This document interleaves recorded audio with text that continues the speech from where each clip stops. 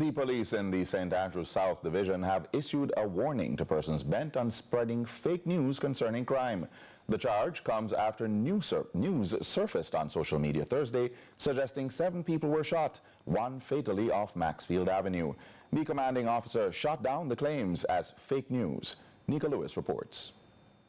When news surfaced Thursday of another harrowing incident in which it was alleged 7 people were shot and a female fatally wounded, it spread just as quickly as the accompanying fear or excitement.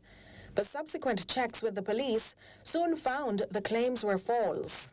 We have had no multiple casualty incident in for more than almost a month, or should I say at least. Not in Nelson Road, of course. We had 1 incident of a shooting or murder last night of a female there. She was the only victim, the only one shot and injured in that incident.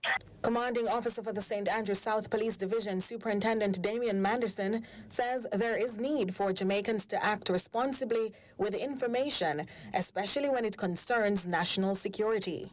But people ought to recognize that they are playing with people's life, they are playing with people's livelihood, and they are doing things not just that affect the persons in the local, but they are doing things to affect national security, they are doing things to affect the national image, and this is something that we ought to take stock of, and not everything that we hear or that is gossip is gospel, and people ought to be responsible conveyors of information, and that's what it boils down to. People ought to be responsible, appreciating that treating with people's life.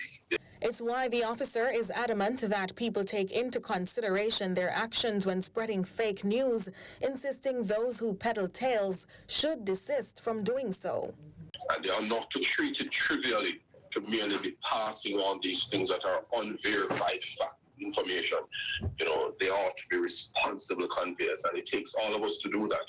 Neika, CVM News.